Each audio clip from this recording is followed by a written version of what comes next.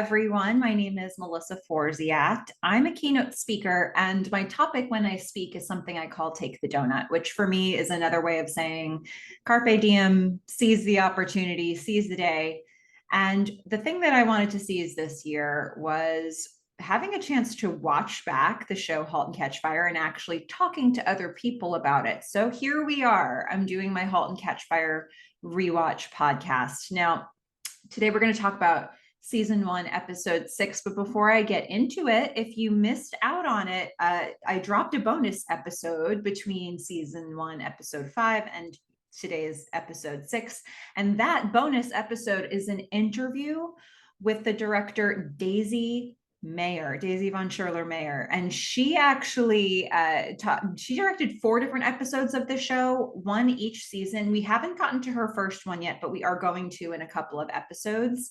So there's some really great stuff in there if you haven't had a chance to listen to it yet. She got really detailed on a lot of the specific scenes that she worked on and told us a bit about her journey on this show. So I hope you'll go back and listen to that because she has some really great pearls, gems in there that we can all listen to and enjoy when we watch those episodes of the show. Reminder, those are not spoiler free. So if you watch any of those interviews, be prepared to be spoiled if you haven't seen the show all the way through. Now, having said all of that, today we're here to talk about season 1, episode 6, which was called Landfall. And this one originally aired July 6th, 2014. It was directed by Larissa Kondracki and written by Zach Whedon. The description is, Cardiff's project nears completion, but Cameron is still not satisfied with what they have produced thus far. Gordon rushes to fulfill a promise made to Donna and his daughters, even as a hurricane ravages Texas. And for those of you who heard the interview with Morgan Hinkleman and Alana Kavanaugh, you would have had some fun things to think about for this episode as well, because they had some pretty clear memories of the whole hurricane episode today. So, of course, let's get into the scene by scene breakdown. And, we're going to start off. Gordon is in his office and he's working on, what is that, a PCB? He sees a little peach colored flower that's sort of tucked between a couple of the components. It's not just a flower, but it's actually growing in a little heap of soil. It's tiny, it's very small. So we're going to see Gordon take a closer look. We're going to look into the magnifying glass as we see him looking out of it, which I thought was a really fun shot. We're kind of like getting into Gordon's point of view on this one. And he sees this flower and it's a very strange thing to see. He can't quite reach it. He's trying to reach in for it and he's struggling to reach it. And then we're going to see him suddenly wake up. The scene cuts and he's going to now be waking up. He was sort of heaped over his tools and his machinery and the PCB, and he wakes up because he's touched a bit that sort of gives him his shock, and it throws him back off of his chair and onto the floor. So as this is happening, we are hearing in the background that there's a radio on talking about the fact that Hurricane Alicia is coming. It's about to hit Houston. And this is an actual hurricane that came through in August 1983 in Houston, and it caused a lot of damage. So they're trying to set this story in that very specific place and time. Obviously, we're much further north than that in Dallas, but there's going to be residue of that same storm that's going to come up and hit them. So having said all that, this is an actual hurricane that happened in August of that year. So Gordon's woken up, but he remembers what he saw and he looks back and he doesn't see the flower anymore. He's going to take a little drink of beer. So Gordon's going to do a lot of beer drinking in this episode. He's just going to be drinking it between scenes whenever he can. So, obviously this is a really unusual and interesting way to open an episode. This Gordon dream sequence is, feels like it's rife with symbolism. There's a number of things in this episode that I haven't completely decided on or established for myself what they may mean yet. So I'm going to be talking my way through it as I talk about this episode. And I absolutely encourage any of you who are listening to share comments and your interpretations of things. But, you know, if Gordon's dreaming of this flower that he can't quite reach, what is that for him? Is that greatness? Is that the drive and ambition he had around the symphonic? Is there, you know, is the flower, you know, a certain product that he's trying to build? Like what is the unattainable wish list item that Gordon has at this point? You know, for those who listened to Daisy's interview, or for those who didn't, I'm about to say it, one of the comments she made was that, you know, Joe coming back into this situation wasn't about igniting Gordon for the first time. It was about reigniting him. He had that fire. He had that vision. He had that drive. He was an innovator. And then that got squashed, and he sort of just allowed himself to live in this world that didn't inspire him very much. But it's coming back now. So what is the thing that he wants more than anything? Because I don't necessarily feel like I'm seeing a Gordon yet who has something in his mind that feels like the symphonic. I think he's working on a project that's meaningful to him, but is it what the symphonic was to him back then? So I'm curious if that's what the flower is bringing up for him. Now, we're going to go from there we're going to get a scene of Cam and Joe. They're in the middle of having sex. They're doing it, and she stops him because she's looking at the scars on his front. And they're on his chest, they're on his stomach, they're all over his front. And she just has to know. So she asks him, you know, how did you get those? And Joe, who's sort of doing the distraction technique of continuing to kiss her, he tells her line number 1. He says, okay, so I was in high school and I was saving up my money. I was going to buy a bright yellow 64 Chevy Nova, and I took some friends out in it on a cold February day. It was really icy. She's like, stop, pause. Are you lying? And he squints a little bit. Okay. He goes into lie number 2. Yeah, you got me. And then he starts a new lie. He says, okay, so as a kid, I had this buddy. He lived on a farm road. There was this old rusted mill, and I dared him one day. I was like, Mike, and she's like, stop. You're lying again. Joe, so here's the thing about Cam and Joe in this episode. Cam is continuously just like poking at him and saying, this isn't enough.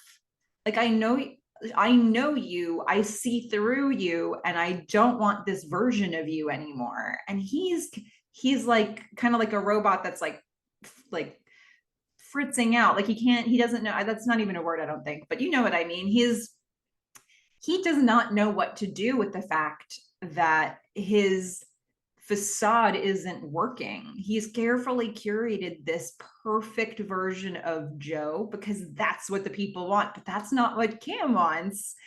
And he doesn't know what to do with that. He doesn't know whether to continue to be this perfect version of Joe, which is obviously not perfect enough for Cameron, or by Cameron, maybe everybody. But does he want to, like, he cultivated that for a reason, you know? So like, what does he do with this? This whole episode is watching the inside of Joe's mind just go, like he doesn't have any idea what to do with this information. And it's not even conflicted. It's just confused for so much of this episode. He has to play this battle between these sides of him and this confusion. So he tells these lies. Cameron's like, you're lying again. Nuh-uh. Joe says, why do you care? She says, stop handling me. Like, this is so screwed up. All I did was ask you a question. And he says, well, what? Because I don't want to tell sad stories in bed. When did this become that? She's like, well, what's this? It's a fair question. They've never really defined that, have they? So Joe shares his interpretation. He's like, You come over here whenever you need me, and I'm happy to oblige. And now you're angry because I don't want to play house. That's not what this was. And, fair point. That's not the pattern that they've developed to this stage. They both kind of signed on the dotted line for whatever this thing has been. And Cameron's changing the rules now. And so Joe is pushing back.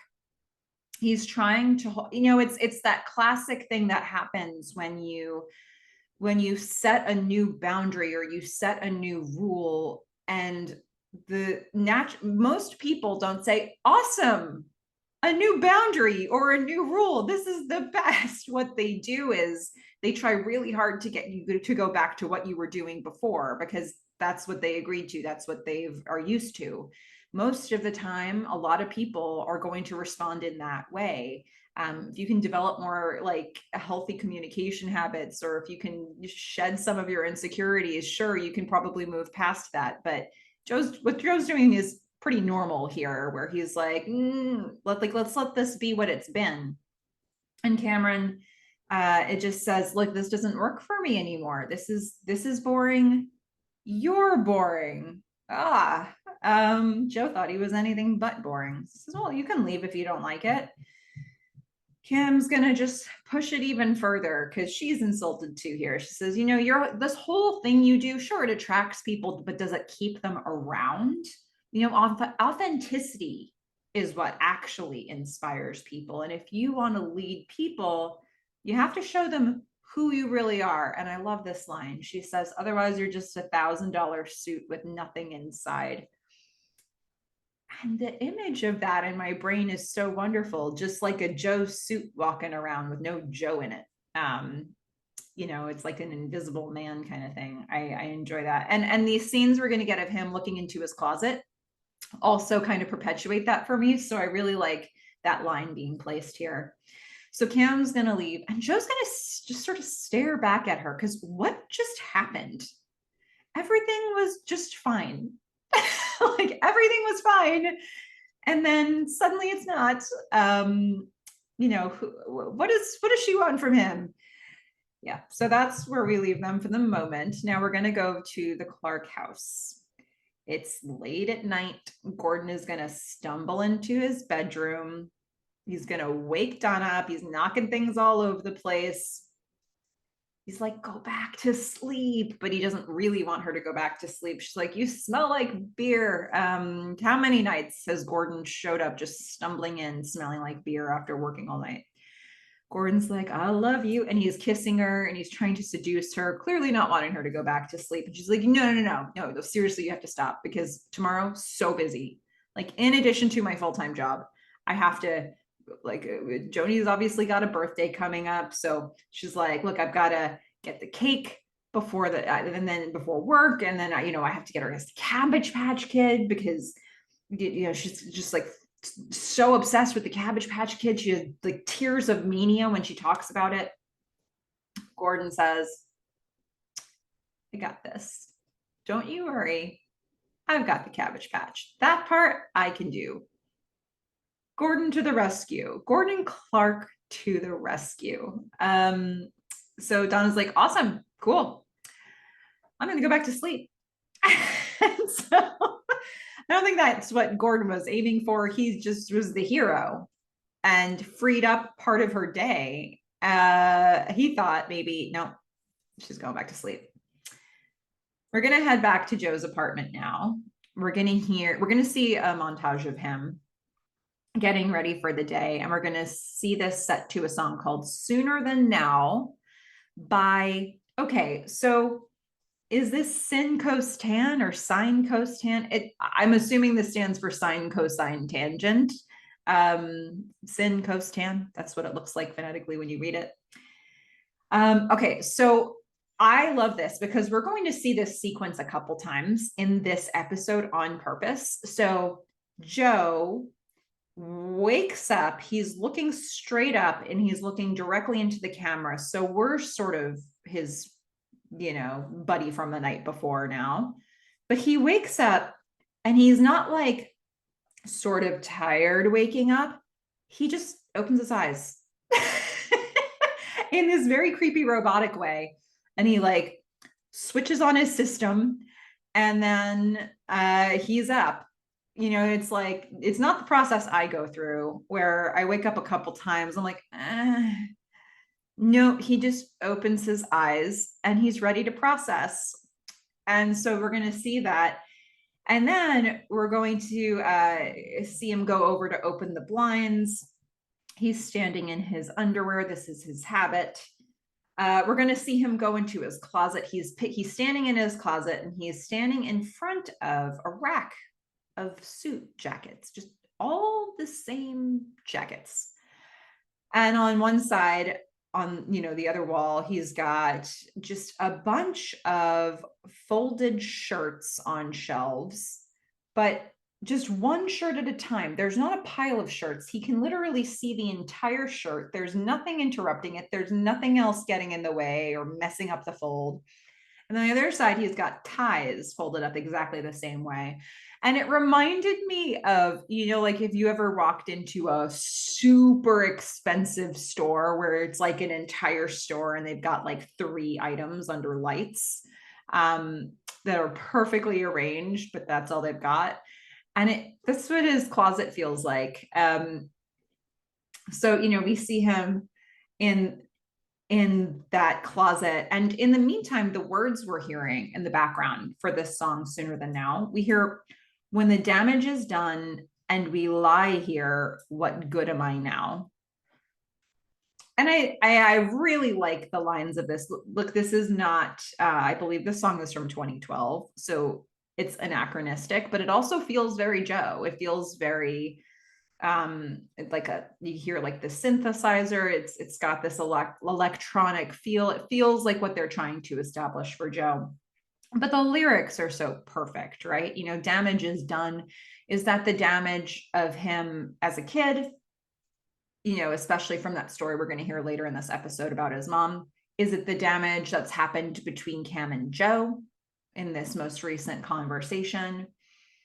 You know, and we lie here, that is when he's in bed. So he's physically actually lying there, but he was just lying to Cam. He lies to everybody all the time.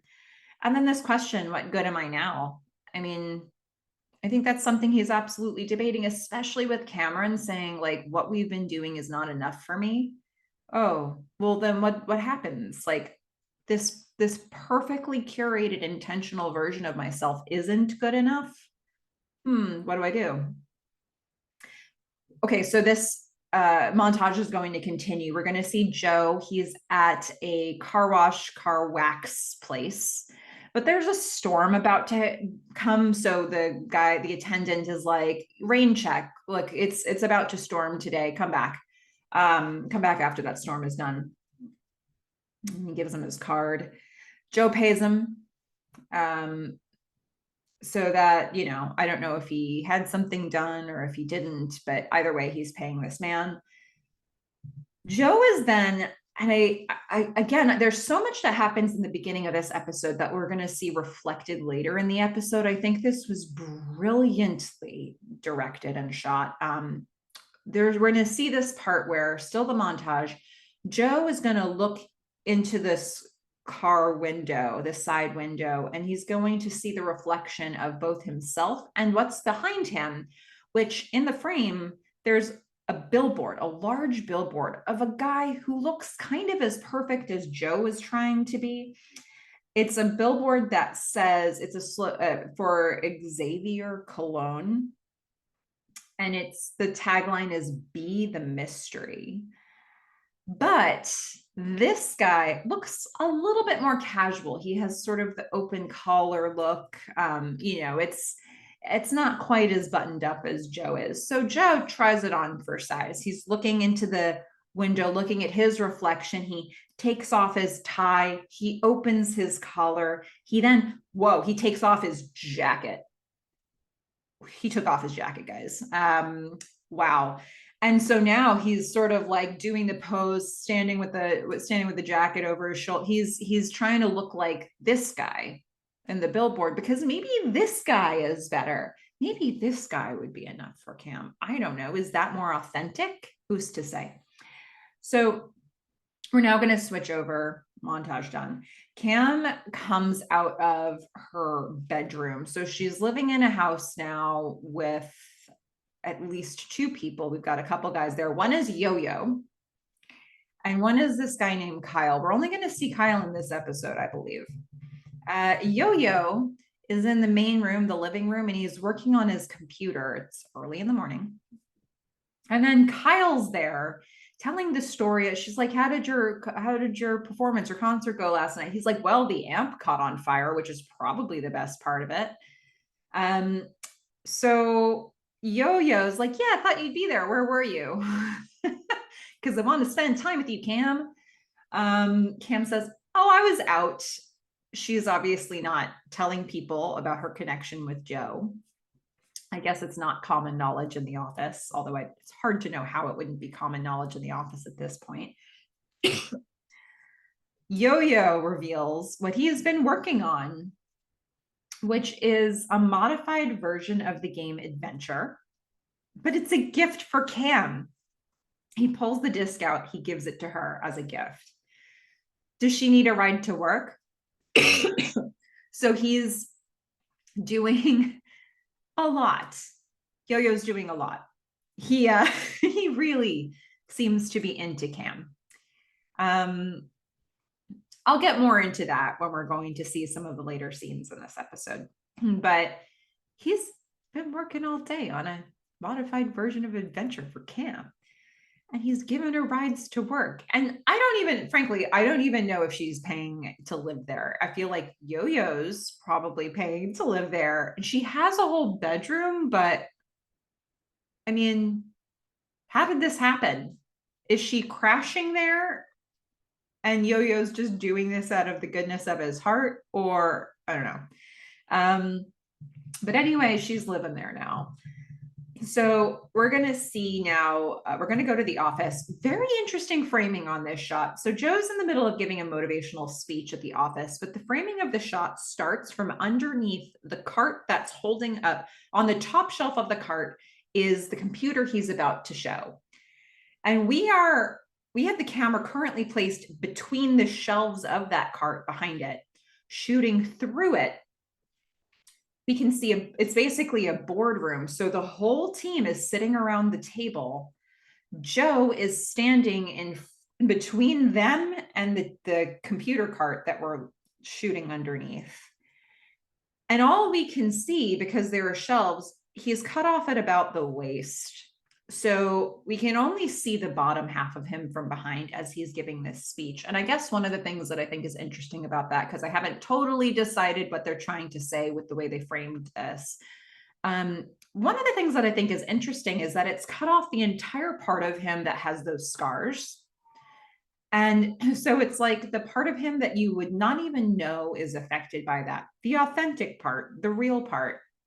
We're seeing professional pants. That's all we see about Joe. He's the man in the pants.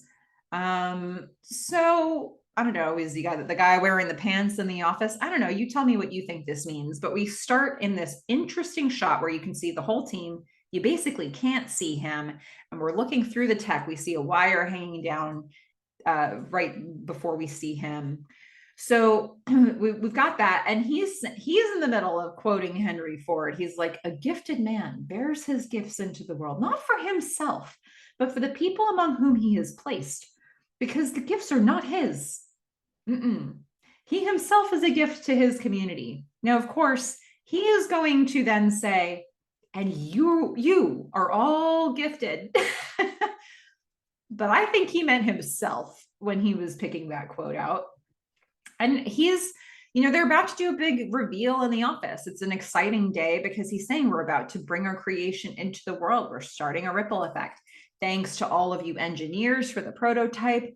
Thank you to the programmers for the operating system and all the code you've done.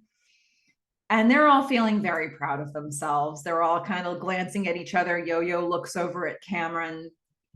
So it's time to bring the creation to life, and it's time to take the device that they have and actually turn it on. The device they have right now is basically a screen and a keyboard, and they're attached. And I guess, the chips are there, but there's not like, it's not the full briefcase look. They haven't fully designed it yet. It's more about the components that are meant to be functional. So Joe is going to go over and turn it on, but then Lev interrupts and says, let Bosworth do it. Remember, Bosworth, he's had, he's really connected with the guys in the office. He's been playing adventure, he's bonded with them. So they want Boz to turn it on. Joe's brow kind of furrows in confusion. He's like, wait, I'm the guy, but I'm the guy wearing the pants. But everybody starts cheering for Boz, and you see Cameron look at Joe and make a decision. I'm going to cheer for Boz too. She doesn't feel bad for Joe. She's cheering for Boz. And so Joe's going to say, sure, yeah, Boz, come on up here. Boz is very, very impressed. And Boz gives his own speech. It's no Henry Ford quote, but what it is, ladies and gentlemen, the time comes when, well, you got to grab your balls and jump. Am I right? What? Boz is always bringing it back to balls. Blow the balls off the numbers. I mean, it's just all over the place, right? Okay. Everybody laughs because that's his version of a speech. Very authentic. Boz is going to turn on the machine and we're going to see Hello World on the screen. Everybody cheers. Everybody is hugging. Gordon's going to shake Boz's hand. So then, people clear out of the room. We're going to see Cameron is sort of tinkering with this computer. And meanwhile, Joe and Gordon are in the room. Joe shakes Gordon's hand. Gordon's going to apologize. He's like, look, this process doesn't always bring out my best. I know there's been tension. Joe says, you know what? That's true of us both. And Gordon makes a peace offering. He says, come over for dinner tomorrow, will you? Let's celebrate. Joe agrees. Gordon leaves. Joe addresses Cameron, who's still in the room playing with the computer, and he says, Miss Howe. Oh, very formal now. Miss Howe. Cam says, so this is it? She's just looking at the computer and she's ultra disappointed with it because this is not the computer. I mean, look, it's 2 times as fast, 1/2 the price, I guess, but does it have a soul? Pretty much no. So Joe says, okay, so when can we expect the peripheral drivers from your team? Cam says, so this is how you're going to talk to me now? This is it? Joe says, well, how would you like me to talk to you? He's a man without a contraction. He can't do contractions. He's got to be as robotic as possible here. Cam says, well, talk to me like you're flesh and blood, maybe. Joe says, I'm sorry if my tone is businesslike, but I am your boss. And this is, in fact, a business, and I cannot do contractions. Cam says, oh my God, so lifelike. So he doesn't know what to do. Should he lean in more to being perfect professional robot Joe, or should he be, what's he supposed to be? Isn't he supposed to be businesslike in an office? I mean, what's going on? So she leaves and Joe looks, I'm just going to use the word unsatisfied here. It's like, what is my world? What am I doing? What's happening? I cannot compute. All right, so now we're going to see Cam working, and there's been some sort of major development here where she now wears headphones because being in an open plan environment, I guess, taught her some office etiquette. Yet she is back in her storage room where she appears to be working alone because that is her office. So I guess the etiquette stuck, even though it doesn't really need to anymore. And the song in the background is saying, you got money? Well, then you're living the good life. You got a big fat daddy at home writing checks tonight. Okay, it's going all right. Is that Joe? Is that Yo-Yo? Everybody seems to be doing things for her, although the tension with Joe is obviously there. She's going to pull out the disc with the game Adventure. She's going to put that disc in, and I guess the command is cam_adv.execute. This is just for her. Yo-Yo did not make versions of this for everybody else in the office, it would seem. So the question that comes up is, are you Cameron Howe? She types yes. And there's a prompt that says, congratulations, you are a rad programmer. This game is for you. She's smiling because there's this whole conversation happening. It's very personal, very personalized. And so it asks if she wants instructions. She says yes. And then we're going to get the adventure-ish prompt, which is, you're in a room in IBM headquarters. There you have a grenade. So she types in throw grenade. Now, obviously that's appropriate for how they feel about IBM, but also Kim's a person who's going to throw a grenade from time to time. And in this episode, she's thrown a grenade at the relationship with Joe. She's about to throw a grenade at the entire machine they just built. She wants more. She wants to blow it up and start it over. And Cam is loving this, and she's looking at all of this unfold on her screen, and she's also looking back at a stuffed animal that we've seen before, and we're going to get more context for it in a moment. She gets an idea. So Kim's going to run upstairs to see Gordon. I think it's upstairs. And she's going to slap him on the shoulder. He's holding a coffee. She spills some of his coffee on his hand. He has to switch hands. He's shaking his hand off. She's always disrupting things. And so Cam says, our computer is going to have a personality. The operating system is going to ask you questions, and then you're going to interact with it. And all the guys, it's Gordon and like several of the people on his team from the kill room. And they're all just like shaking their heads no. Gordon's saying, what are you talking about? Cam says, so all I need is an additional 384K of RAM. And Gordon's like, hard no. And the guys laugh because Gordon's putting up a show of strength here. He's fighting back with Cameron. Gordon says, operating systems are total pigs. You put this in, you're going to slow the whole machine down. The machine is already done. It's done. We did it. We just launched it, remember? Cam says, no, it's not done. It's functional. It works, but it needs a soul. Cam has been saying that since the beginning. Cam wants machines with a soul. She's been consistent in what she's saying here. She says it needs to be something people can fall in love with. And, I think this is another aspect of Cameron that we're really going to see over and over again, this idea of just falling in love, having a soul, the romance of it all. Computers aren't just computers for her. They're not just machines. They speak to her. There's a connection there. There's more of a connection there than she has with humans. And so like for her, it's really important that they have a personality of their own. And, that's not what's important to Gordon. Gordon's just there to work with the metal. Gordon says, you know what, if I've learned one thing, it's that at some point you have to stop changing things. Just be happy with what you made. Cam says, you're scared. You're scared, Gordon. That's what this is. He's like, of what? And she just walks away. And Gordon needs to keep it light with his team, who, she chewed him out in front of his team. She said, you're scared in front of his team. So he's like, what, should we make the computer jerk us off too? The guys laugh, but he's just trying to save face here pretty much. So Cam's now going to run to Joe's office because she couldn't get through to Gordon, but maybe she could get through to Joe.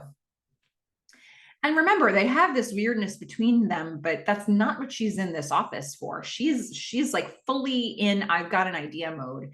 And she's speaking very quickly. She's barely taking a breath. She's trying to explain herself. She's like, so it would be conversational. It would be like speaking to a human being. And she's kind of walking him through it, but at a very fast pace. And he says, okay, slow down.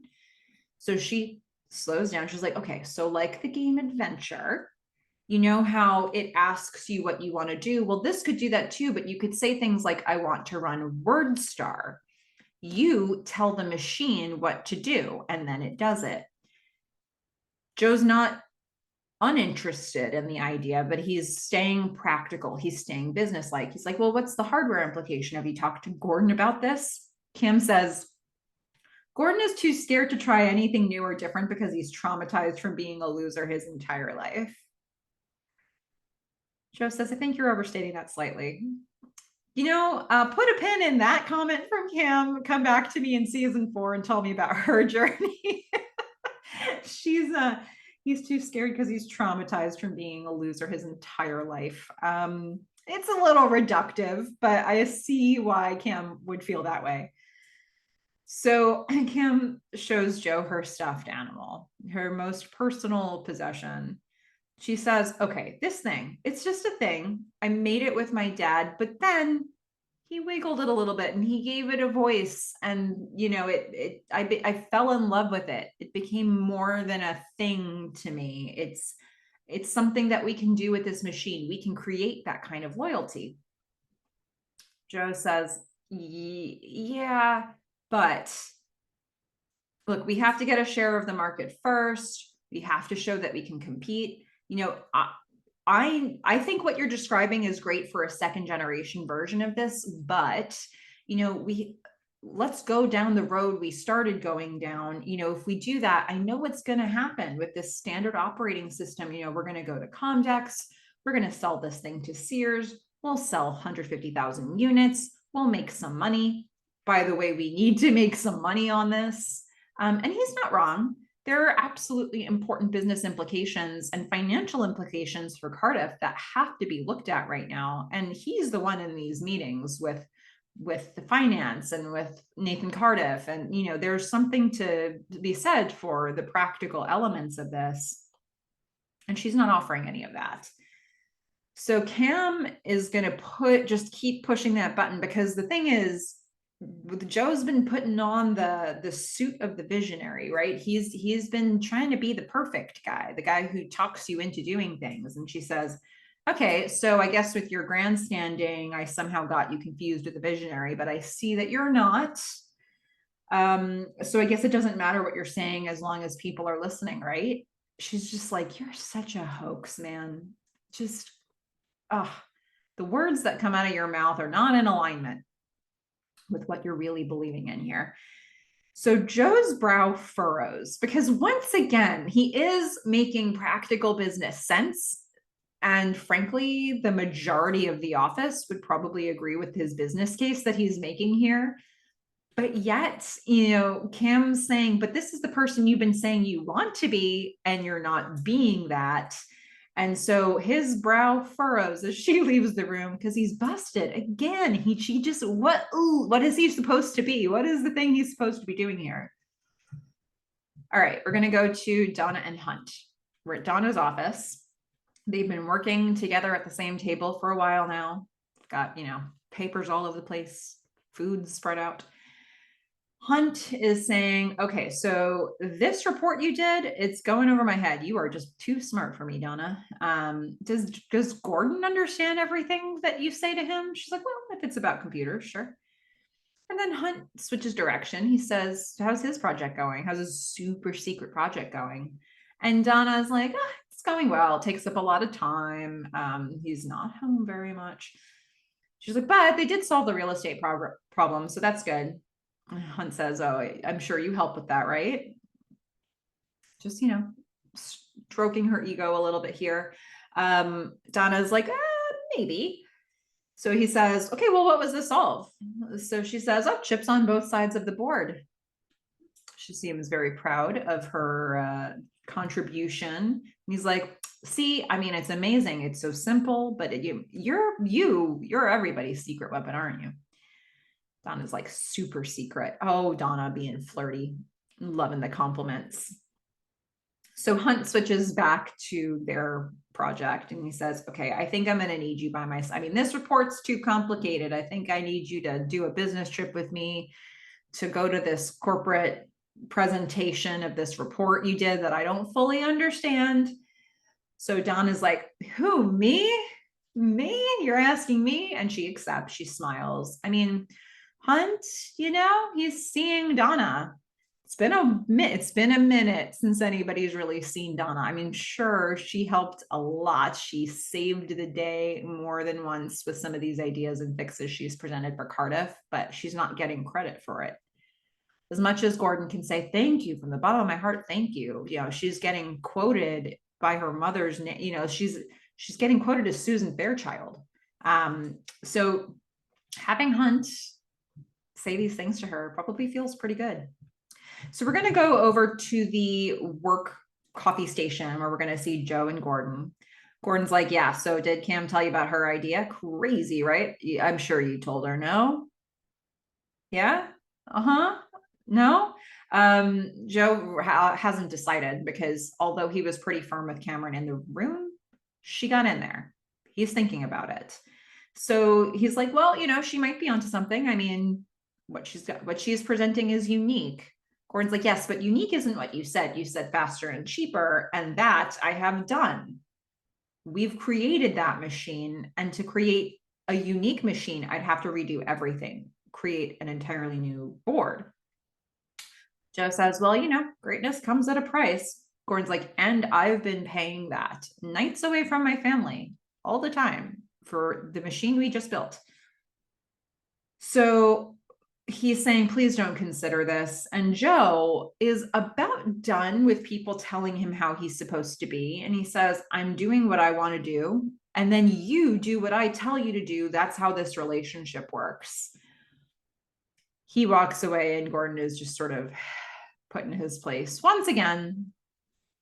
Okay, so we're going to go to the Clark kitchen, because the first thing that Gordon wants to do is complain to Donna about Joe, because he knows that Donna will have sympathy for this. So Donna is currently stirring some dinner on the stovetop because she's keeping the household running. And Gordon's just drinking some beer, and he's saying, look, you know, Joe's considering it. Donna's like, well, you can't change what you've got. You've got this great machine. You have to stand up for it. That's on you. Joe doesn't know what you know about this machine. The girls are going to run in because they've heard that there's a hurricane coming and they're scared. So Joni's going to ask about it. And Gordon's like, no. That's going to Houston. The hurricane can't reach us here. They're satisfied enough with that, and they run back out of the room. Donna is going to say, by the way, Joni, did you get the cabbage? Gordon's like, the what? She's like, this man did not get the Cabbage Patch. Like, did you get the Cabbage Patch, kid? And he's like, oh yeah, I got the Cabbage Patch. Yeah, I got that. That's in the office, because you know Joni would sneak around and look for it. So it's in the office, safe.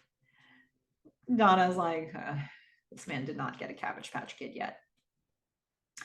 So Gordon said, okay, so here's the thing. It's been so weird with Joe, and I'm sorry I did this, but I invited him for dinner tomorrow just to smooth things over. And Donna says, okay, fine. You know what? If whatever it takes to change his mind, if it's your machine, don't let him ruin this thing.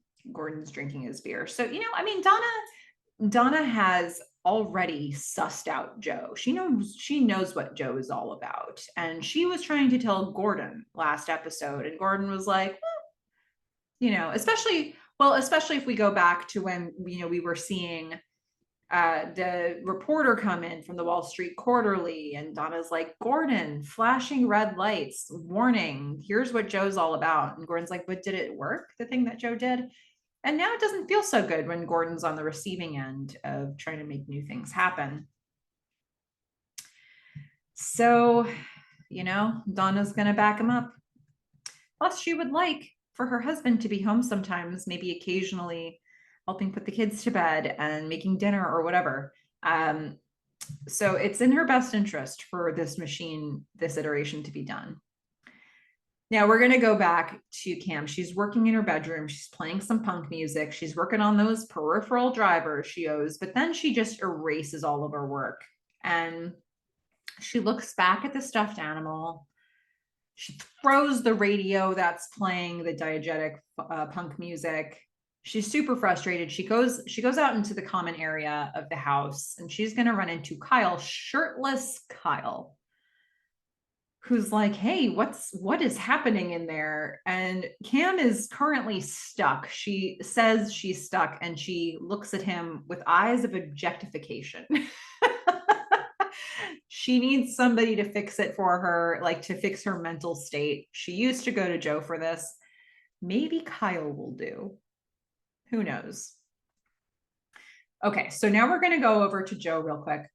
We're going to get another scene of Joe waking up in the morning because it's morning again. That's a great way to show us the exposition of it's morning.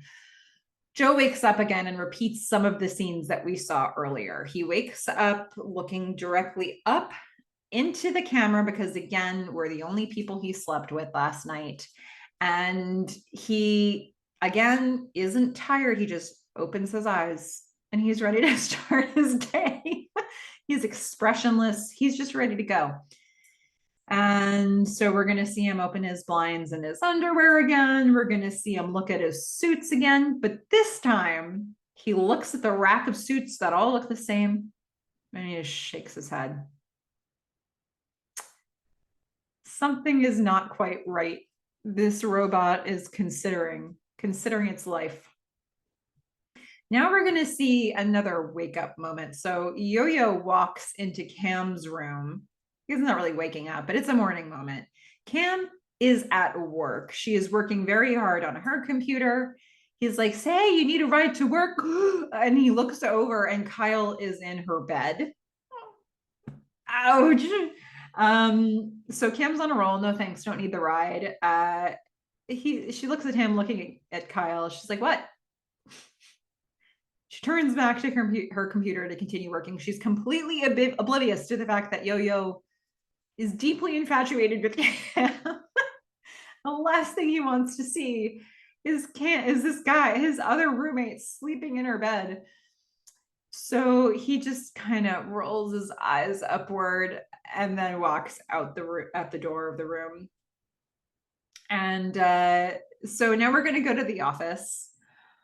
Gordon goes to Larry, just catching up on what's happening so far today. He's like, are you testing those drivers, Larry? Got those peripheral drivers yet?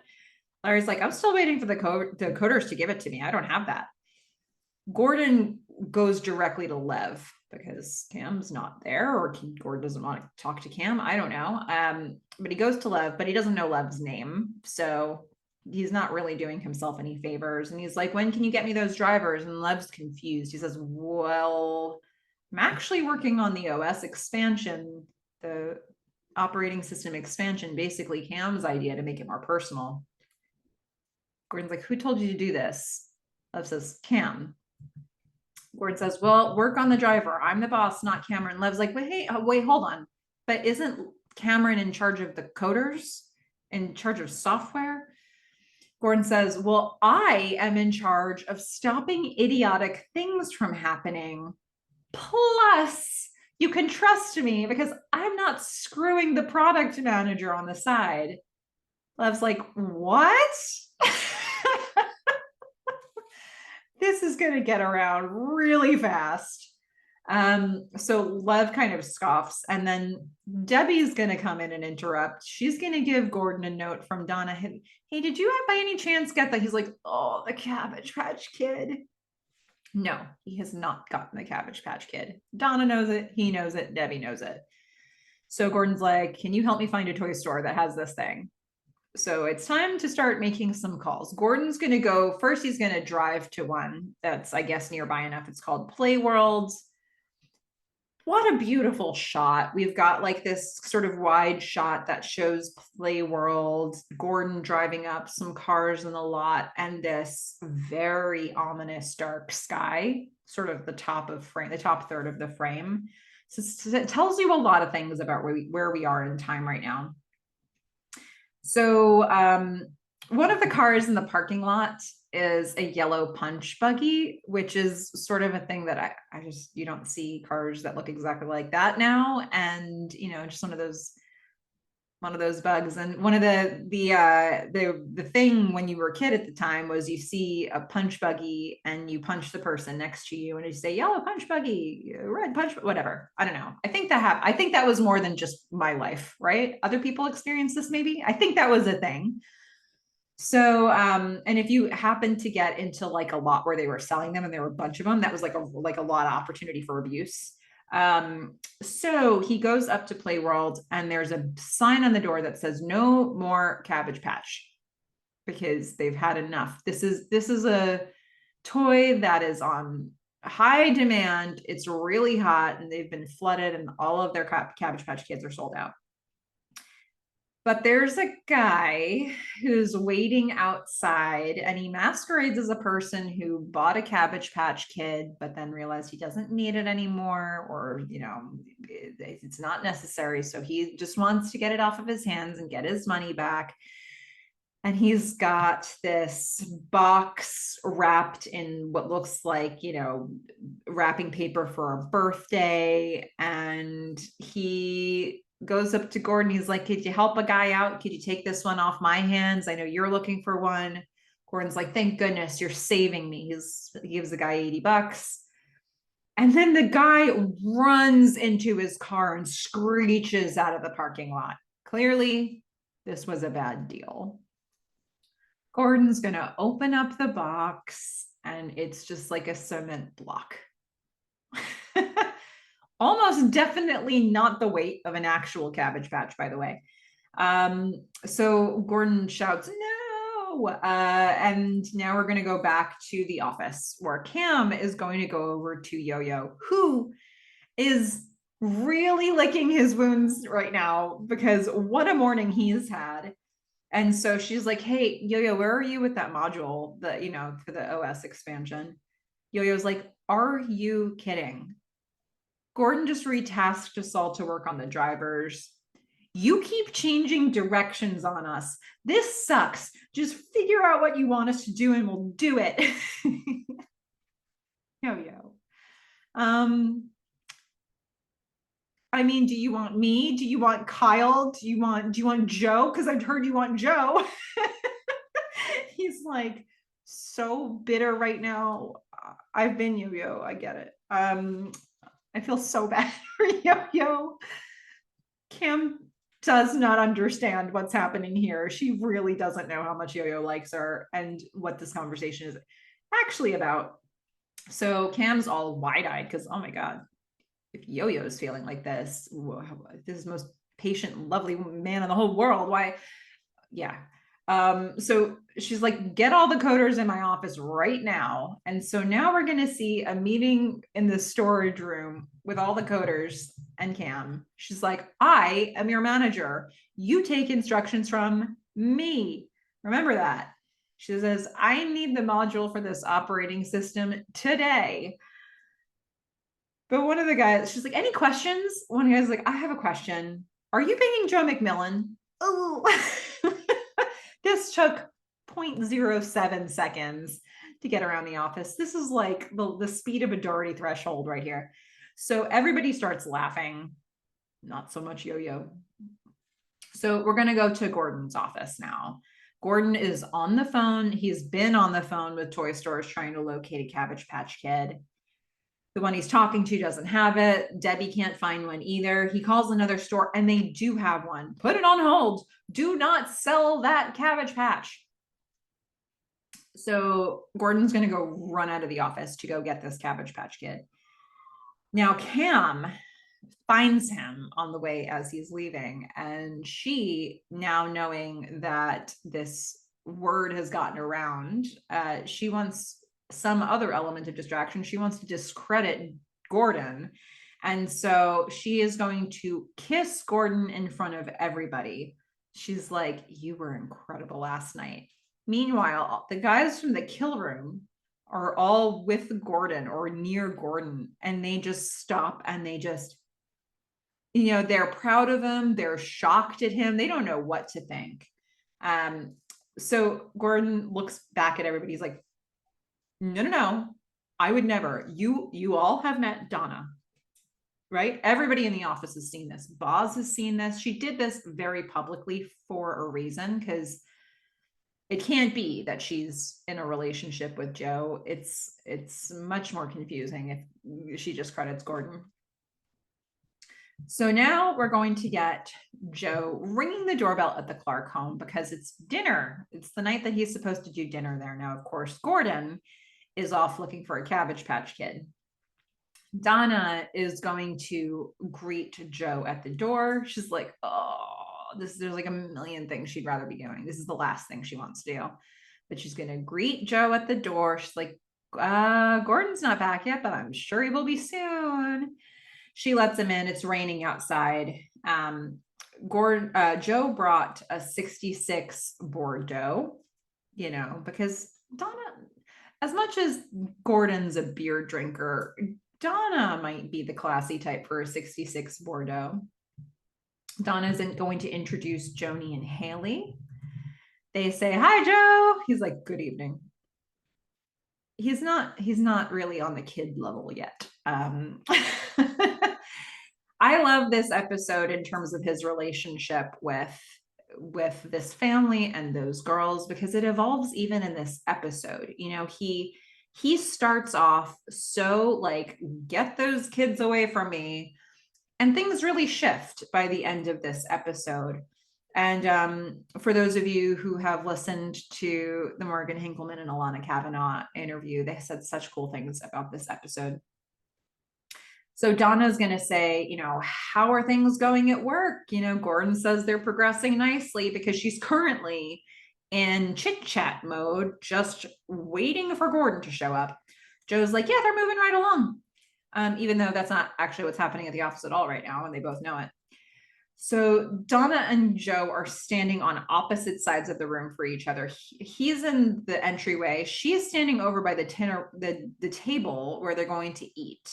And she's going to run to go get some food, because she wants to have something to do. She wants to be able to leave and come back into the room with things in her hands as much as she possibly can.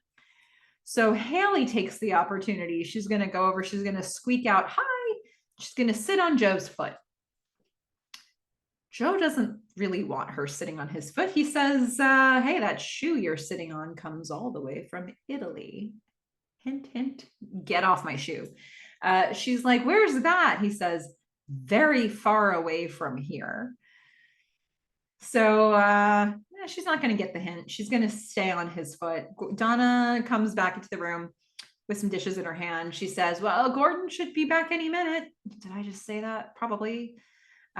She looks, Joe's looking at her, smiling awkwardly. Haley's looking back at her, smiling happily. It's awkward. It's awkward in this house right now. When will Gordon get here? But it's not going to be very soon. Let's face it. Gordon is currently driving through a storm. He doesn't have the Cabbage Patch yet. It's not going to happen soon that he shows up at dinner. So we're going to go over to the storage room. Cam's putting on a shirt. She wants to go home, but Boz feels that he needs to interject here after seeing what just happened with the kiss with Gordon earlier in the day.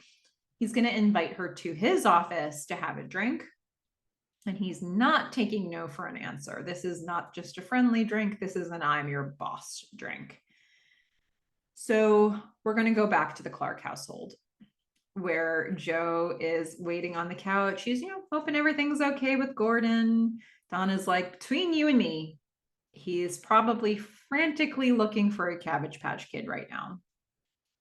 Joe laughs about it.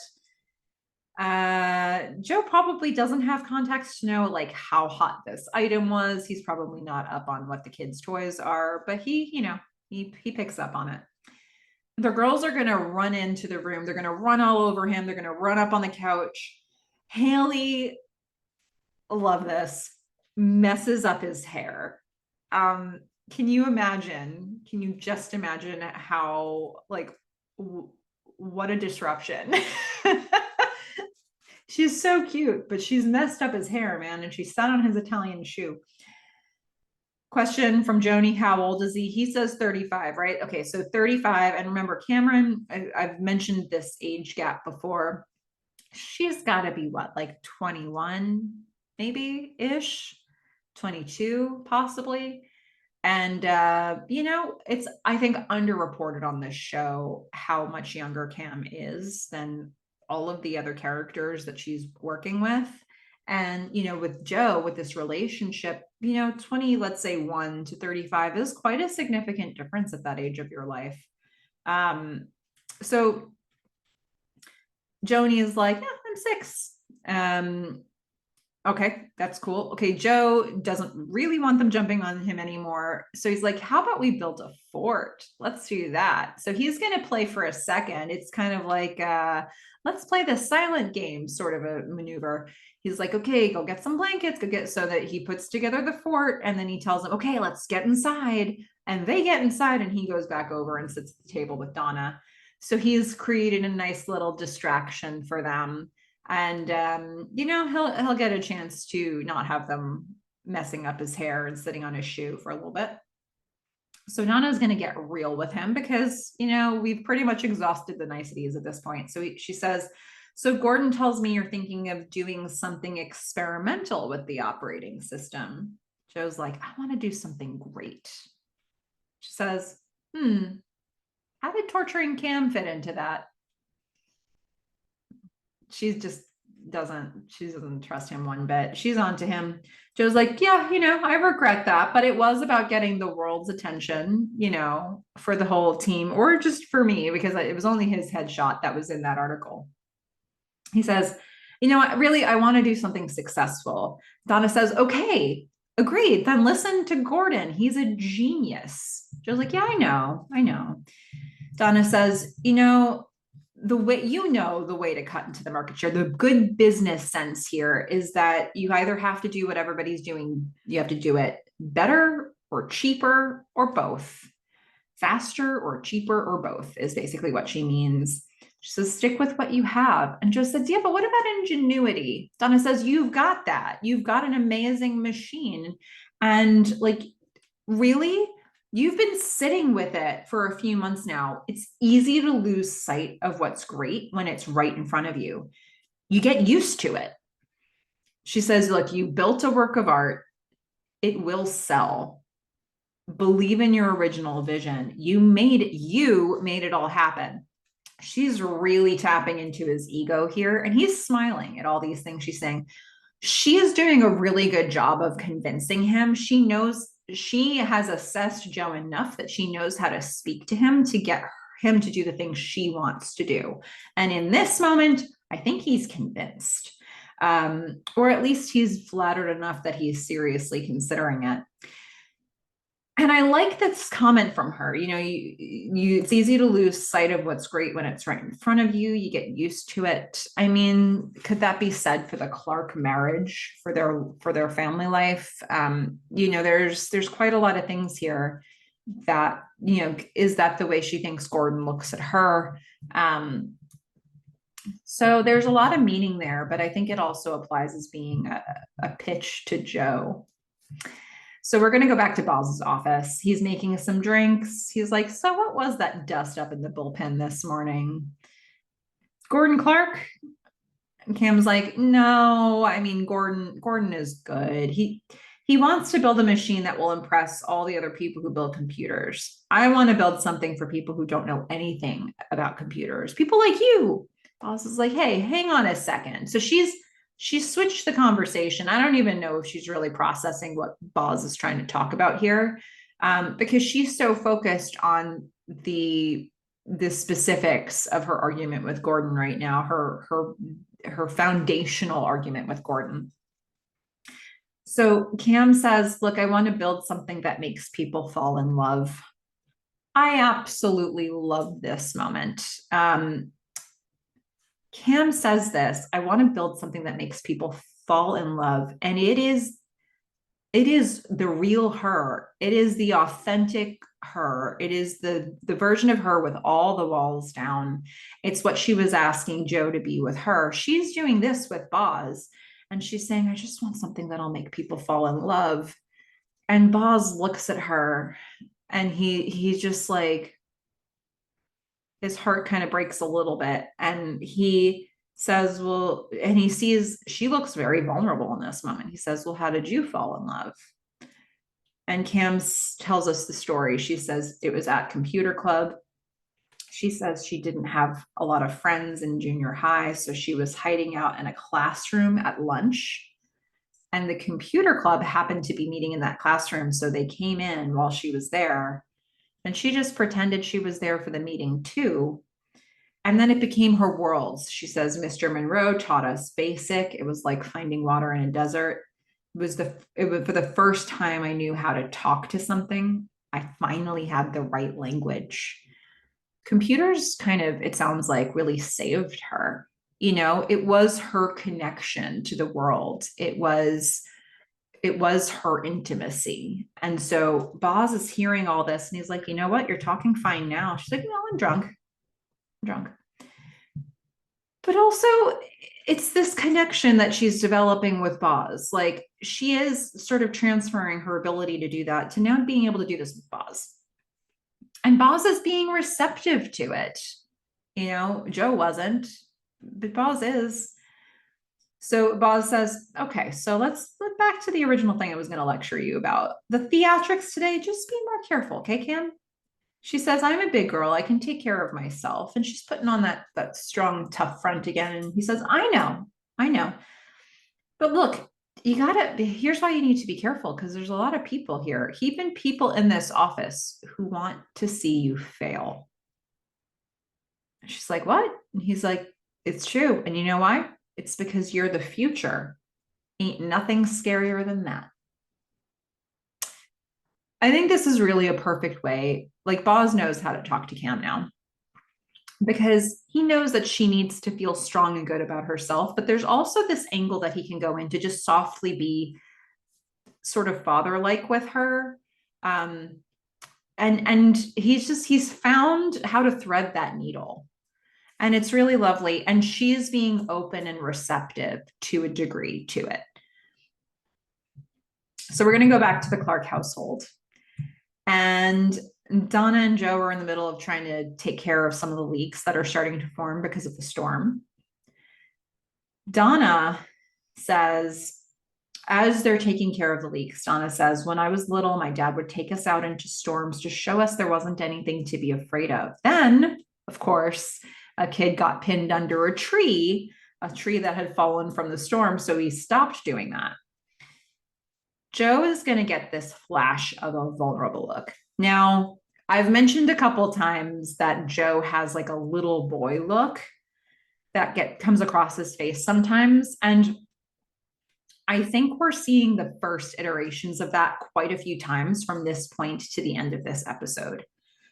It's not exactly like the like quintessential moment for me, but this is it. So I was looking for first instances. Here we are. And Donna is telling this story about her dad taking her out into a storm. And we get this look on Joe's face. At first, it's just a flash of a look. And then Donna says, parenting just used to be different. And we haven't yet heard the story Joe's going to tell at the end of the episode, but clearly that's what he's thinking of here, of this interaction he had with his mom, of his mom basically failing to parent him. And Joe starts to tell the story. He tells the intro to the story, but not the most important things. And frankly, he doesn't trust Donna enough with this yet. So the amount of information he is sharing with her is very impressive to me, because he's starting to open up. He's been challenged to do so, and he's testing it out, just the beginning of it, on Donna. So Joe says, my mom used to take me up to the roof of our old Victorian to look at the stars. He sort of pauses there for a moment, and we're going to see there's such a beautiful shot here. He's looking at, is it something on the wall that there's like a reflection coming back at him? And there's a reflection coming in the top part of his face, but mostly shining into his eyes. They must have put a lot of effort into the lighting of this particular moment to start making it look like there's life in his eyes. The two scenes we've seen where he's woken up in the morning, his eyes were like, boop. He like switched on, but he didn't have life behind the eyes. And here, there's actually a light shining into his eyes, and it makes him seem more alive. And so Donna interrupts him here. He's paused, so it's sort of an interruption. She says, that any of us survived is a miracle. And she doesn't even know how true that is. We're going to find out pretty soon for him. We're going to get a thunder crash, and the girls are going to run in screaming, and they're going to hug Donna. And Joe's like, wait, you're afraid of the hurricane? No. See, you've got hurricane zappers here. And he goes over, they have a little basket. He pulls out 2 flashlights. These are the hurricane zappers. He says, all you have to do is point them at the storm and it can't hurt you. Joni, because this is exactly the kind of thing you could say to a kid and the kid would totally believe it and it would sort of change their outlook and their mindset. Joni's like, it'll work through the roof. Joe says, well, yeah, like for a bigger storm, you would need to go outside. But this, a little storm like this, through the roof should be fine. So now he's starting to engage with them. He's starting to play with them. He's no longer this is an Italian shoe, Joe. He is, no, try out the hurricane zappers. Let's build forts. He's been evolving from scene to scene. So the kids are going to run off to try the hurricane zappers. Meanwhile, we're going to see Gordon in his car. He drives up to TJ's Hobby and Lobby. So this would be the store that said they had a Cabbage Patch, except they're closed. He's late. He came after their closing time. So whether or not they saved those Cabbage Patch Kids for him, they're not open. Gordon is just getting so wet. It's the pouring rain right now. And, he sees two Cabbage Patch dolls in the display area in their main window. And it's the display dolls. He's going to go into his car. He's going to grab the cement block that the guy had given him that he bought for $80. He throws it at the window. The glass breaks and he's going to steal the Cabbage Patch Kids. A bunch of things I want to say about this. So the rest of this scene is he's going to then hear like an electricity zap and he's going to walk around the side of the building and he's going to see a man lying in the street dead from a live wire. Couple things I want to say about this. First, Cabbage Patch Kids. Look, I was born in 83 and I have a sister who's 5 years older than I am. So when I was growing up, we both had a Cabbage Patch Kid. I also had a miniature Cabbage Patch Kid who is my partner, my friend for life. Most valuable possession I have even now. But we also had two of the full larger size Cabbage Patch Kids.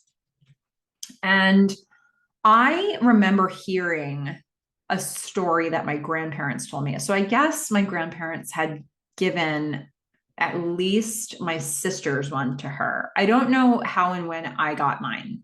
I was so young that I can't imagine I would have been like clamoring for a Cabbage Patch Kid. I don't know that I had any real recognition of the things that my sister had at that point in my life.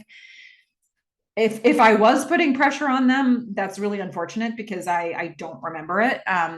But growing up, we each had a Cabbage Patch Kid.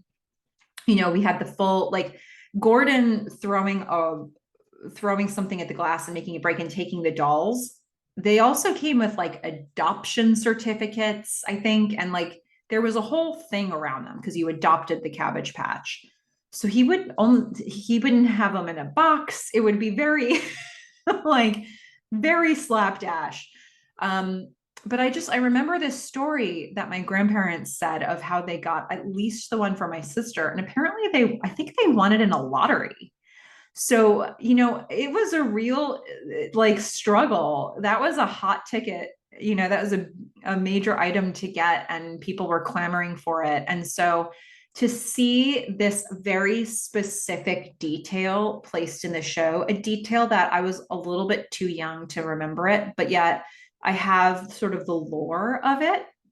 So seeing Gordon go to all these lengths to get the Cabbage Patch is something that feels very familiar to me, even though it shouldn't really be. And we've seen that kind of phenomenon happen with other toys since that time, but that's one from my childhood. So this feels like a really interesting, rich detail to add into this show. Now, Gordon grabs these dolls, he walks around, he sees this man lying in the street. And this, for the longest time, is a scene that I don't know if I'm fully interpreting this right.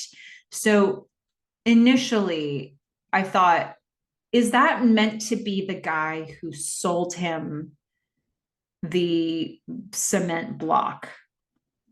Because I guess I felt like I needed to see him again, or there needed to be some other purpose for it.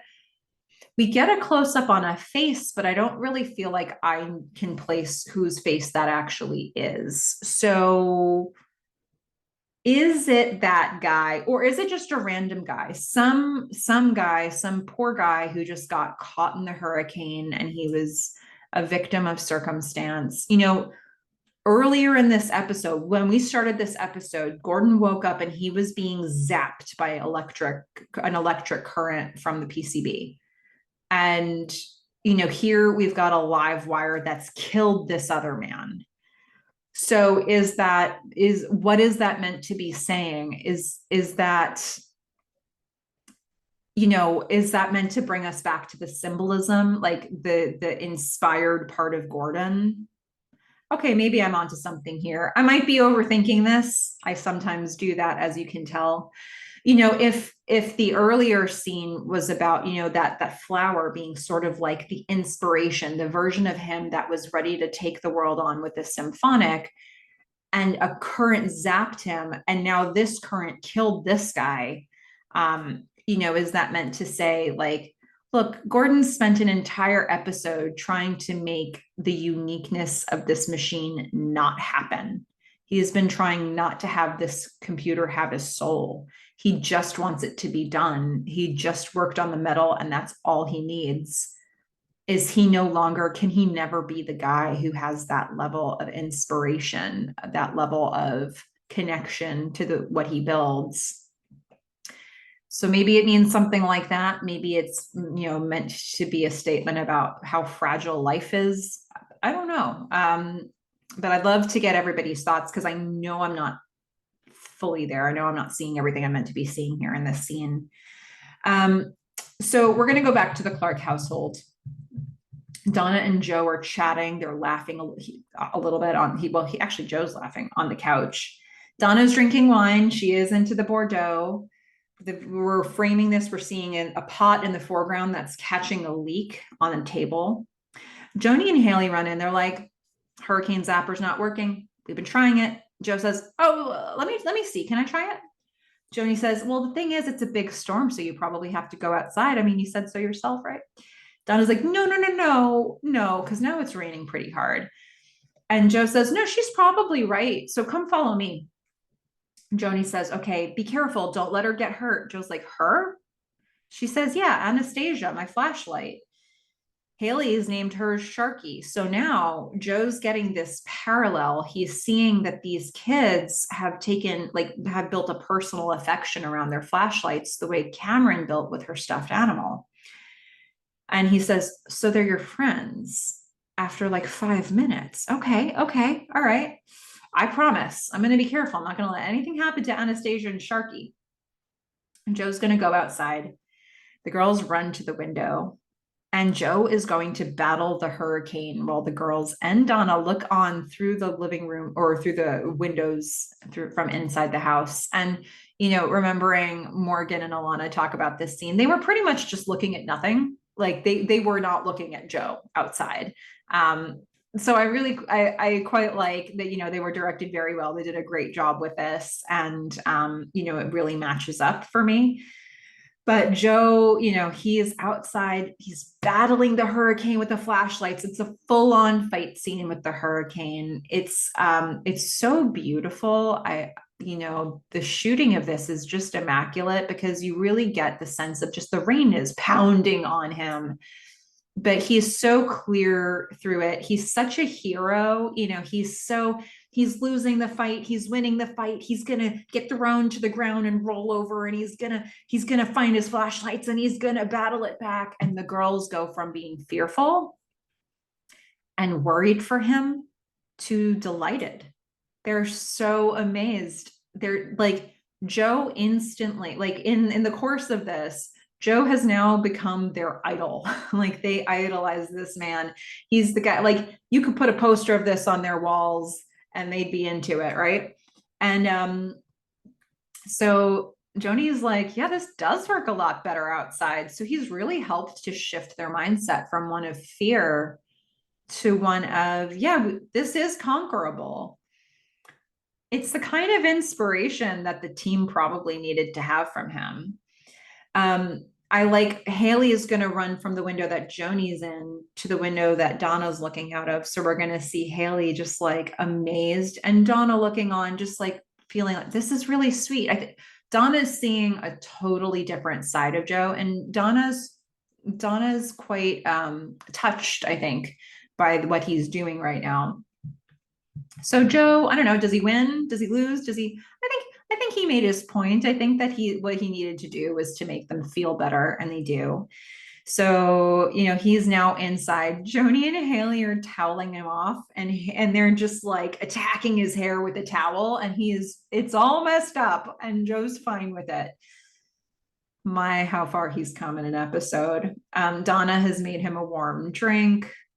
Gordon comes home. Gordon looks like he has been through it. He is very rattled. He apologizes. He's like, have you guys eaten? Should we eat? Joe, it's time for Joe to go. The storm's clearing up, but Gordon really needs to talk to him. Donna's like, no, just let him go. Joe says, thank you for inviting me. He waves goodbye to the girls, and I like this touch. This time when he waves goodbye to them, he leans down a little bit to get, he's not at their level, but he's much closer to their level.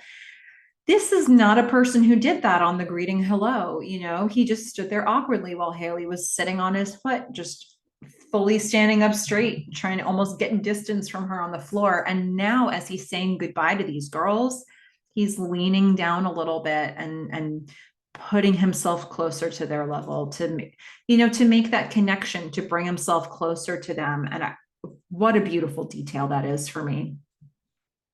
So now he leaves. Gordon is going to stand there just dazed because the things that man has just seen. The girls are hugging him. Donna's next to him. Are you okay? He says yes, and he walks away. Here's another detail I absolutely love. We're going to get Joe walking to his car. He walks all the way across their front line. He gets to his car. He looks in the window from outside into the window, and he sees the reflection of himself and what's behind him, just like he did at the car wash. But at the car wash, he had this guy, this ultra perfect model guy, the mystery guy, and he was trying to imitate him. What does he see behind him in his reflection in this window? He sees the Clark household. And it totally changes everything for him. What happened in that house shifted something for him. And now he sees this reflection of the Clark house behind him. And now he kind of wants to imitate that. But it feels like it hit him on a deep core level, doesn't it? Like, we're going to see Joe knock on Cam's door next, because with all of this new information, with seeing the way Donna interacted with the kids, with seeing the picture of the four of the Clarks together, with having an opportunity to be in their house, not just in the garage, but in their house. And now seeing that in the reflection, it's like, maybe this is a part of me I want to try on for size. So yeah, he goes to Cameron. He's going to knock on her door. Cameron's like, what do you want? Because she does not know he's had this revelation. Joe says, do you have anybody? Like, if a hurricane hits, if you got stuck in it, do you have anybody? Because I don't. And he looks kind of sad. He looks kind of sad to me. Like, I want what the Clarks have, but I don't have it, and I don't know how to get it. So he's trying with Cameron. He says, show me what you're working on. So she says, sure. She lets him in. She brings him into her room. We're seeing a bunch of little boy face moments from Joe. She turns on the computer. It says, who are you? He's like, She says, don't be rude, answer it. So he tries twice to type in Joe McMillan. As a robot, he wants to give his full name. She laughs. She's like, it only does first names right now. So he just says Joe. Because, he can be more informal, and that can be okay. And maybe that works better. So he types Joe, and the computer writes back, hello, Joe, what would you like to do? And Joe is just very surprised at this interaction that he's having. Cameron described it earlier, but it's nothing like what it is to experience it. Joe then looks at her kind of pained because he's ready to tell the rest of the story that he started to tell Donna, and he feels safe enough to tell it to her. So he says, when I was a kid, my mom would take me up to the roof to look at the stars. Okay, we heard that much before, right?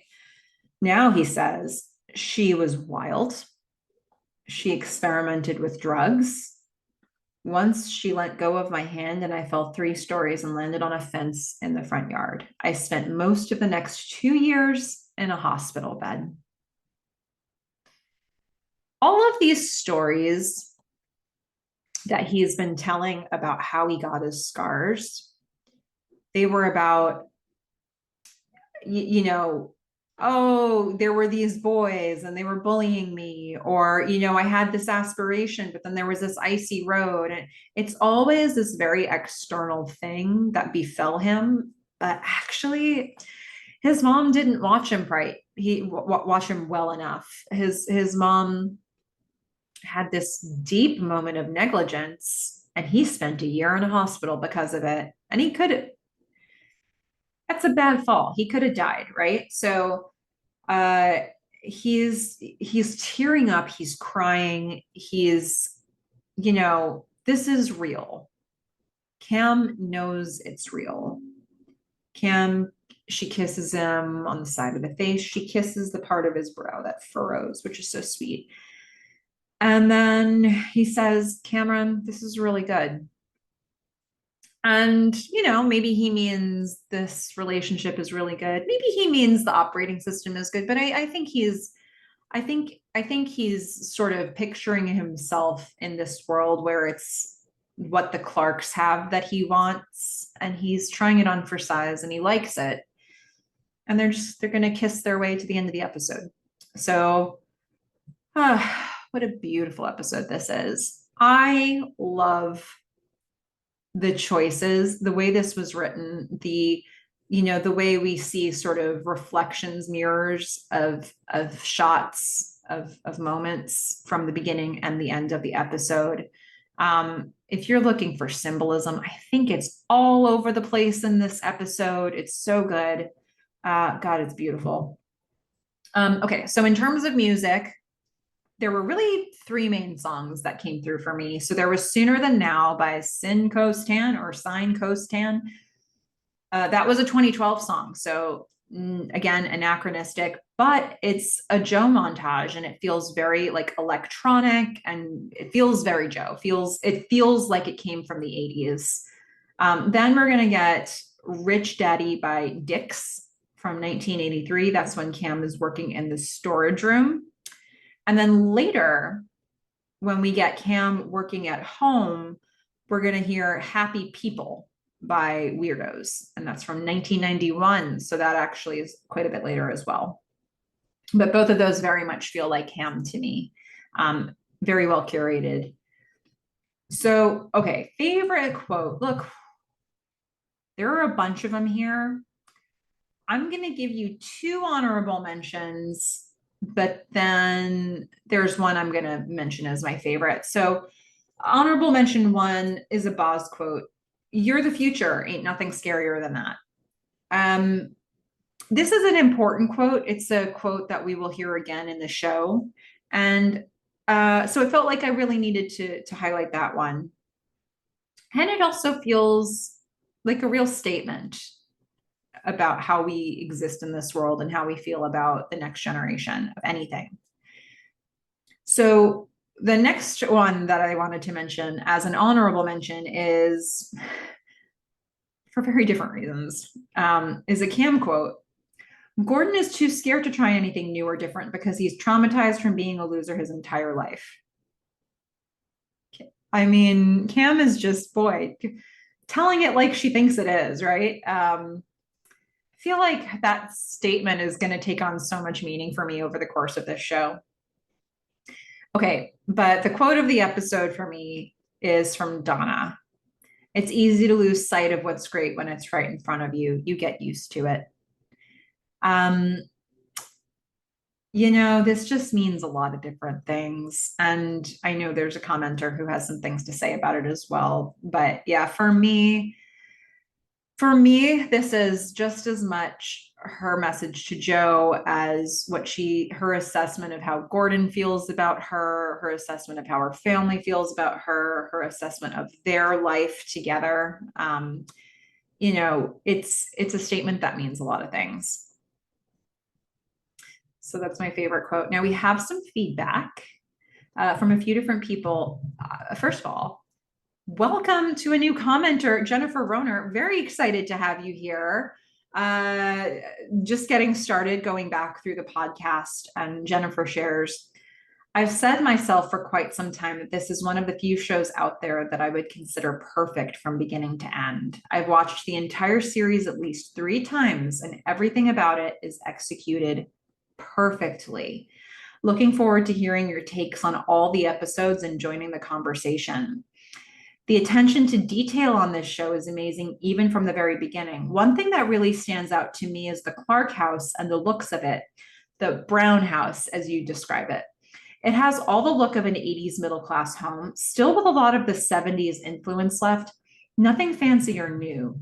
You get the feeling that both Gordon and Donna are in a rut, although it's more obvious with Gordon, and Donna is desperately trying to make it work. Amazing attention to detail here, and this continues throughout the series. Yeah, I really like that. I don't have a lot of I'm not great with design, and so the sometimes things stick out at me, but I don't always have the language to describe it. So if you do, I always appreciate hearing, how you would categorize the things that I only get an impression of. But yeah, Jennifer, I have to agree with you. This show is just very intentional. And for as much as I feel like some people love season 1, some people think it's, the weakest season of the bunch. I think it depends on what your interests are. But for me, I just don't see how you could have seasons 2 through 4 without everything they do in season 1. It's like everything is set up with intention, things get paid off. And so you get rewarded on a rewatch when you look back and you actually get a chance to dig into the details the way we are. Now, Darren Springer, welcome back, Darren. Darren says, I think you nailed it with Joe's little boy face. LOL. It definitely conveys a vulnerability in him. As I'm typing this, I was just thinking his character is so complex with so many layers. Wouldn't it be great to have had a prequel show or even flashback episodes that just focus on Joe McMillan's life prior to his moving to Texas? That's kind of interesting, right? It's sort of like the dramatic young Sheldon sort of a thing. I think, so for me, just to bring it home, I think early instances of Joe's little boy face start here in this episode. And for all good reasons, because he's really brought back to that time of his life. And, this idea of him like a spinoff of his earlier life is pretty cool, because there's a lot there. It would not be an easy show to watch. I think from the things I understand about his life when he was younger, that would be a hard story to see unfold. But there's a lot there, and we're certainly getting a sense of that here. Okay, now we've got several different very interesting points from Evan, who, look, I'm going to workshop this a little bit. We might want to confer a title upon Evan here. I don't know, beloved correspondent, esteemed contributor. Evan, I'll let you weigh in on what title you would like. We will anoint you as that. Anybody who wants to have a similar title conferred upon them, just jump into the chat and write lots of cool comments, and there you are. Evan has several different things. So instead of reading it all as a batch, I'm going to break it up into parts because I think they need to be addressed separately. So he starts by saying, Gordon is dreaming of a flower sprouting from the PCB. Something beautiful is growing. Perhaps it's the gestalt of the PC project. It's born despite all challenges and players fighting for control, and why Gordon cannot touch the flower. It's not solely his. So cool. A very different interpretation from what I came up with, where I'm like, is it old Gordon who was into the symphonic? Evan's interpretation here is that it's it's really the whole PC project, and Gordon can't have it because it's not his alone. What an interesting idea, and just goes to show you that this episode, because it has so much symbolism, can be interpreted in a lot of different ways. And I think I need to hear those interpretations because I'm not dead set on any of mine. But it's fun to talk about these things. Okay, Evan's also going to remark on a Donna quote. It's easy to lose sight of what's great when it's right in front of you. You get used to it. She's speaking of four things at once: the actual computer, Gordon with her with Gordon, and Hunt with her. Hunt with her. I like that. Yeah, because Hunt is starting to pay more attention to her and is starting to notice her more. And, maybe that's an example for her of what it looks like when you don't lose sight of what's great and what's right in front of you. Maybe the way that that's inspiring her is making her want to share that message. Okay, so Evan next talks about Joe's flashlight storm battle. His flashlight storm battle release was a joyous and victorious expression of him bringing his vision to life, or because he just realized that he needs to fight another battle to upgrade the operating system to have a personality. Donna tried to convince him to continue with the existing operating system because she needs Gordon to get a win with the PC successfully launching soon as it is. So,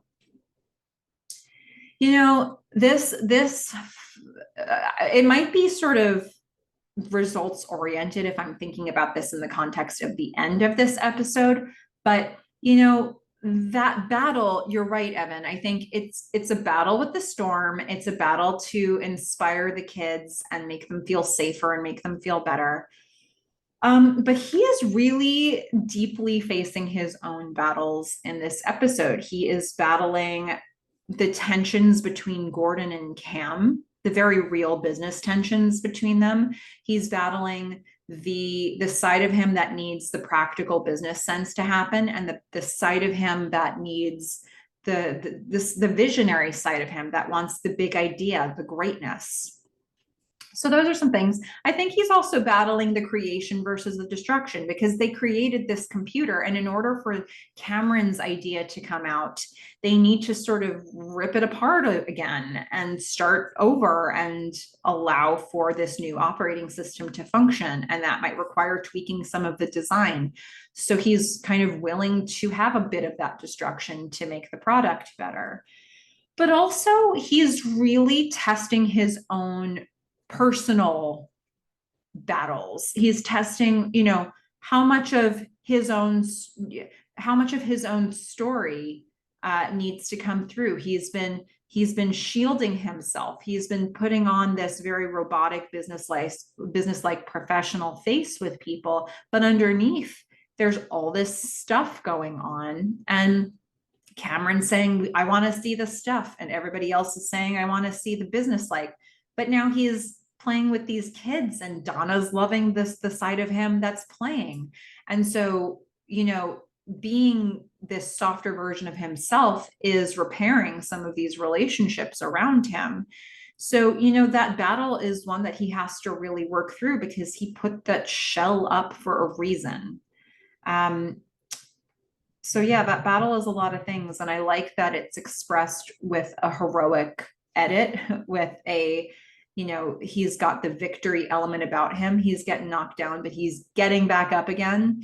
Yeah, beautifully done. Now, one more thing that Evan wanted to look at here is the symbolism of the corpse Gordon witnesses.